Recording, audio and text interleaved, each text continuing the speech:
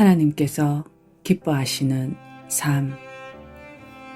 지금까지 우리는 하나님 은혜의 부르심으로 예수 그리스도의 말씀을 통해 하나님을 만나고 믿음을 배워 신앙을 말하며 신앙 공동체 속에서 살아왔습니다.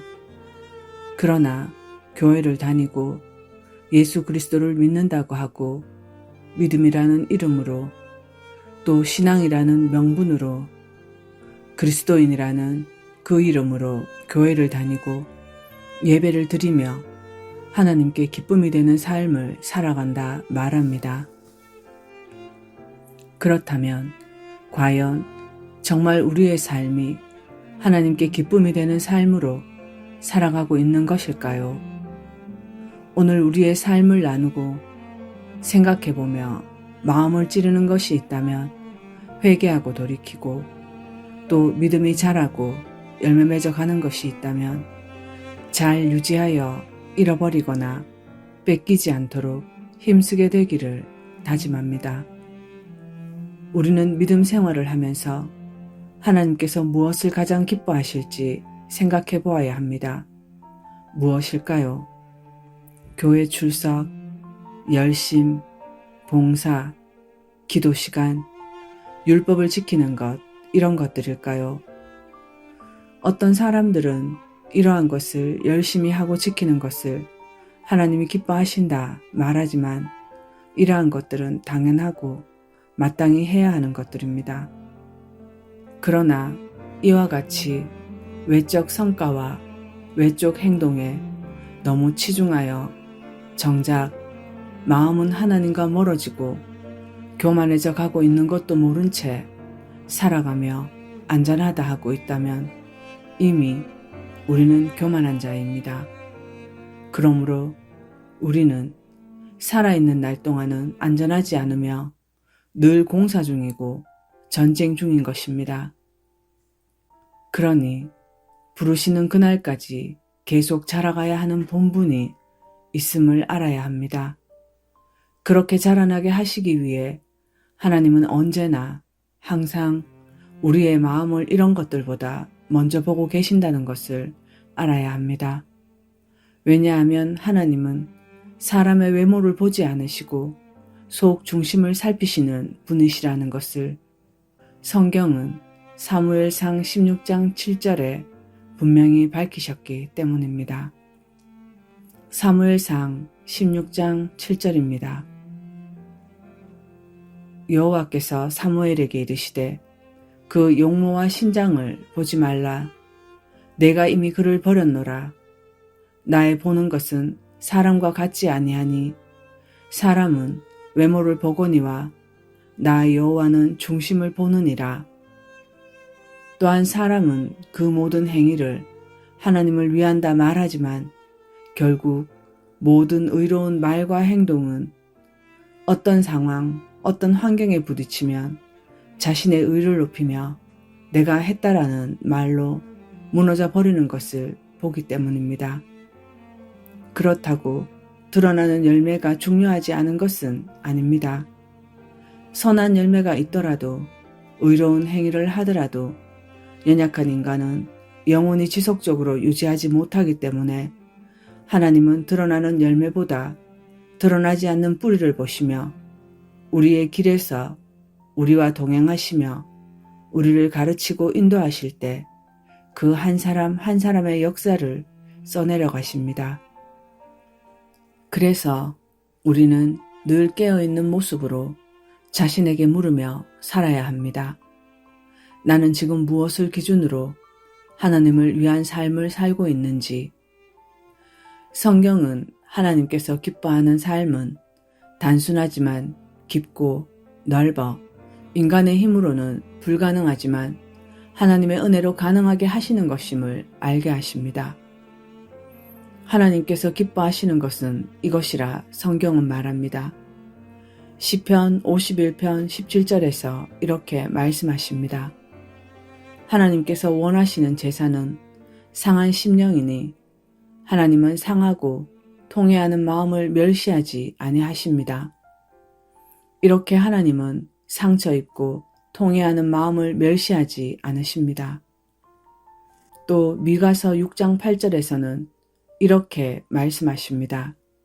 사람아, 주께서 무엇이 좋은 것인지 내게 보여주셨다. 여호와께서 내게 구하시는 것은 오직 공의를 행하며 인애를 사랑하며 겸손히 내 하나님과 함께 걷는 것이 아니냐. 이처럼 두 말씀 속에는 하나님이 찾으시는 인간 삶의 본질이 담겨 있습니다. 상한 마음, 정의로운 실천, 인자한 사랑, 그리고 무엇보다 겸손함으로 하나님과 함께 걷는 것을 말씀하십니다. 또한 우리는 여기서 상한 심령을 올바로 이해해야 합니다. 상한 심령을 오해하여 어떤 큰 잘못을 저지른 죄로 인해 만들어지는 것이라 생각합니다. 물론 그것도 맞지만 정확하게 말하면 상한 심령은 하나님 앞에서 상황을 혹은 타인을 탓하거나 핑계하지 않고 티끌 하나도 감추지 않고 드러내는 용기 있는 마음을 말하는 것입니다. 누구든지 죄나 실수 앞에 놓여지면 자신의 부끄러움을 숨기고 핑계대고 싶기에 그것을 숨기지 않고 하나님 앞에 들고 나아가 인정하는 것, 그것이 상한 심령인 것입니다. 또한 우리가 정의를 행한다는 것은 단지 옳은 말을 하는 것이 아니라 자신의 이익을 내려놓고 타인의 고통을 외면하지 않는 삶을 말하며 손해를 감수하면서도 바른 길을 선택하는 용기, 그것이 하나님께는 정의가 되고 향기로운 제사가 되는 것입니다.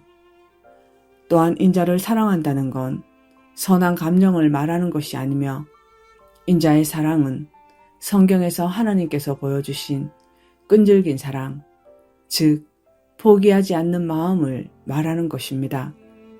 그러므로 서로 사랑하라 하신 말씀을 실천한다는 것은 내게 상처 준 사람도 끝까지 품어내는 것과 이해할 수 없는 상황에서도 기도를 놓지 않는 것을 말하기에 이 모든 것은 세상의 기준으로 보면 분명 손해를 보는 것이지만 하나님께서는 그러한 것을 기뻐하시고 사랑을 실천하는 것이라 말씀하십니다. 그러나 이 모든 행동들은 사람의 힘으로 되지 않습니다. 일시적으로 한 번, 두 번, 혹은 몇 주, 몇 달, 그러다 어느 날 다시 죄된 인간의 교만함이 나타나 깨닫고 화들짝 놀라며 하나님 앞에 상한 심령을 내어놓게 됩니다. 그러므로 하나님께 은혜를 입은 자, 하나님 은혜에 빚진 자만이 나올 수 있는 행동으로 그렇게 할 때 아무것도 내세울 수 없이 겸손하게 나아갈 수밖에 없으며 하나님께서 동행하시고 인도하실 때 순종의 삶으로 인생의 방향이 온전히 하나님께로 맞춰져 무엇이 잘 된다고 교만하지 않고 어려울 때도 낙심하지 않으며 주어진 자리에서 하나님을 바라보며 묵묵히 걸어가는 그 걸음으로 살 수밖에 없는 것이 이것이 바로 하나님이 기뻐하시는 인생인 것입니다. 그러나 사람은 늘 내 힘으로 무엇을 이루려고 합니다. 그래서 성경은 우리에게 보여주기를 무엇을 이루었는가 보다 어떤 마음으로 누구와 함께 걸어왔는가를 보여줍니다. 성경은 눈에 보이는 성공이나 사람들의 칭찬이 아니라 상한 마음을 가지고 하나님께 나아오는 용기, 정의와 사랑을 실천하는 자로 그런 삶을 살아내려는 노력의 끈질긴 태도, 하나님과 함께 걷는 겸손한 동행, 그 모든 것이 하나님께 가장 깊은 기쁨이 된다는 것을 구약도 신약도 우리에게 말합니다. 지금 우리의 삶은 어떠합니까? 우리는 분명 하나님을 믿는다 말하고 있지만 정작 그분이 기뻐하시는 삶과는 점점 멀어지고 있지는 않는지, 혹은 우리는 여전히 내가 바라는 모습으로 살아가고 있으면서 하나님께 드려진 삶이라 착각하고 있지는 않는지 점검해야 합니다. 정말 하나님을 기쁘시게 하는 삶이 우리 안에서 어떤 모양으로 자라고 있는지 찾아 구별된 삶, 진리의 길로 걸어가야 합니다. 우리는 자주 착각합니다. 하나님을 위해 무언가를 하고 그것을 곧 하나님을 기쁘시게 하는 삶이라고 말하지만 하나님은 우리의 손보다 우리의 마음을 원하시기에 우리가 무엇을 해냈느냐보다 어떤 마음으로 그 일을 하였었는지를 더 깊이 들여다보십니다. 성경을 열면 수없이 많은 사람들이 하나님께 무엇을 드리려 했던 장면들이 나옵니다. 화려한 제사, 수많은 제물, 정성스러운 규칙 지키기. 하지만 하나님은 그중 많은 것들을 거절하셨습니다. 왜일까요? 그 안에 겸손한 마음, 순종하는 영, 하나님과의 동행이 빠져 있었기 때문입니다. 그래서 하나님께서 기뻐하시는 삶의 본질은 이 세 가지로 볼 수 있습니다. 첫째, 상한 마음을 가진 자. 둘째, 하나님의 말씀에 순종하는 자. 셋째, 하나님과 겸손히 동행하는 자. 그러므로 시편 51편 17절 말씀은 단순히 죄를 지은 자의 고백이 아니라 하나님을 향해 진실한 마음으로 나아가려는 자에게 주시는 하나님의 초대인 것입니다. 또한 미가서 6장 8절에서 말씀하신 공의를 행하며 이내를 사랑하며 겸손히 내 하나님과 함께 걷는 것이라는 이 세 가지는 단순한 성품이 아니라 하나님의 마음을 아는 사람만이 살아낼 수 있는 삶의 태도인 것입니다. 이 태도는 자신의 죄를 진심으로 뉘우치고 하나님의 궁율 없이는 살아갈 수 없다는 걸 인정하는 마음으로 사람들 앞에서는 약하게 보일 수 있지만 하나님 앞에서는 가장 강한 믿음의 모습으로 표현되는 것입니다. 하나님은 이러한 상한 심령을 결코 외면하지 않으시며 하나님과 진정으로 만날 수 있는 통로가 되게 하십니다. 우리는 자주 정의를 입으로 말합니다. 그러나 하나님은 우리가 그 정의를 실제로 행하고 있는지를 보시며 사람을 미워하고 판단하고 내 편과 남을 나누면서도 그 모든 것을 진리 수호라는 이름으로 포장하는 모습을 보시며 하나님은 정의를 말하는 자가 아니라 정의를 살아내는 자를 기뻐하시는 것을 보여주십니다. 그러므로 정의란 옳은 것을 말하는 데 그치지 않고 정의는 옳은 삶을 실천하는 용기입니다. 그러므로 정의란 옳은 것을 말하는 데 그치지 않고 옳은 삶을 실천하는 용기 있는 자를 찾고 있습니다. 누군가가 억울할 때 그 편에 서고 누군가가 무너질 때 손을 내밀고 침묵이 더 편한 순간에도 진리를 말할 수 있는 사람, 그 사람이 하나님 앞에서 정의로운 자가 되는 것입니다. 또한 인애는 단순한 친절이 아닙니다. 성경에서 말하는 인애는 끝까지 포기하지 않는 사랑을 말하며 더불어 사랑받기 쉬운 사람만 사랑하는 것이 아니라 내게 상처를 주고 이해할 수 없고 도무지 받아들이기 힘든 사람까지 껴안는 마음입니다. 그것을 하나님께서 우리에게 가르치셨고 또 우리에게 그렇게 하셨습니다. 우리가 아직 죄인이었을 때 예수 그리스도께서 우리를 위해 죽으셨고 그 사랑을 받은 우리는 이제 그 사랑을 살아내야 하는 책임이 있습니다. 그리고 마지막으로 겸손히 하나님과 동행하는 삶으로 나아가야 합니다. 또한 여기서 말하는 겸손은 양보하는 착한 마음이 아닙니다. 겸손은 방향입니다. 늘 하나님을 바라보고 그분의 인도하심에 자신을 기꺼이 맡기는 삶으로 자신이 옳다고 여겨도 하나님이 멈추라 하시면 멈추고 자신이 부족하다고 느껴져도 하나님이 가라 하시면 가는 그것이 하나님과 동행하는 자의 삶인 것입니다. 이스라엘 백성은 광야에서 40년을 보낼 때 하나님이 구름 기둥으로 멈추라 하시면 멈추고 불 기둥으로 가라 하시면 갔습니다. 하루든 이틀이든 한 달이든 상관없이 그들 삶의 리듬은 하나님의 움직임에 맞춰져 있었습니다. 그것이 겸손히 동행하는 삶의 그림입니다.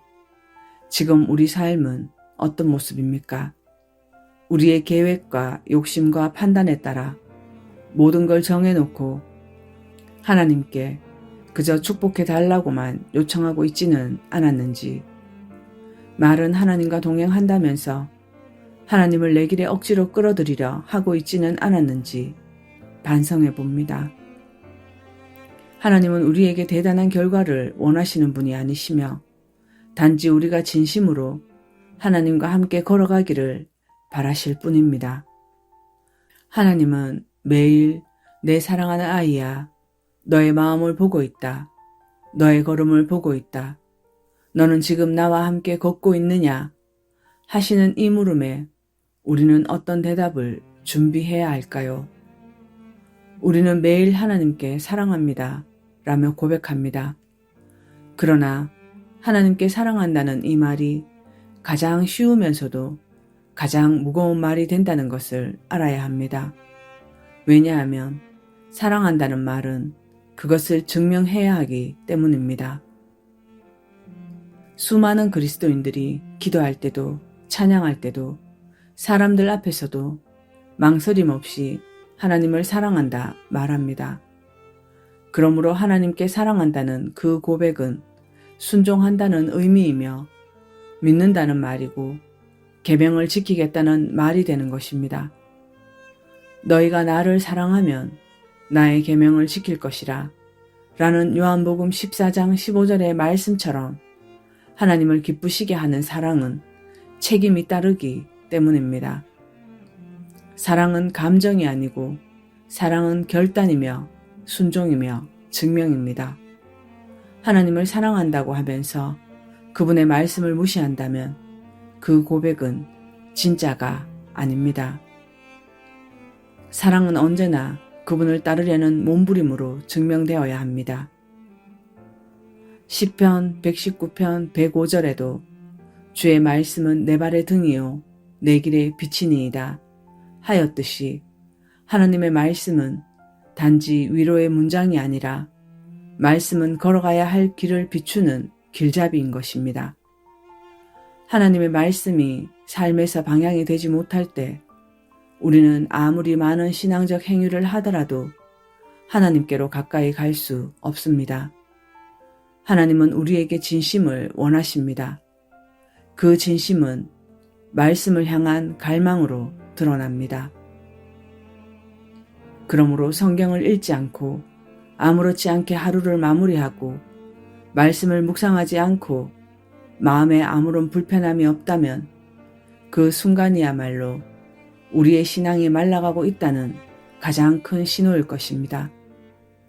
하나님의 말씀은 단순한 정보가 아니며 그분의 성품이 담긴 음성이며 우리의 영혼을 살리는 생명의 양식입니다. 그러니 우리 하나님의 교회된 성도 여러분, 매일 말씀을 읽고 말씀을 마주할 때마다 하나님 앞에 서 있는 것처럼 말씀이 마음에 새겨지고 결국 삶이 바뀌게 되기를 소망합니다. 말씀을 마칩니다.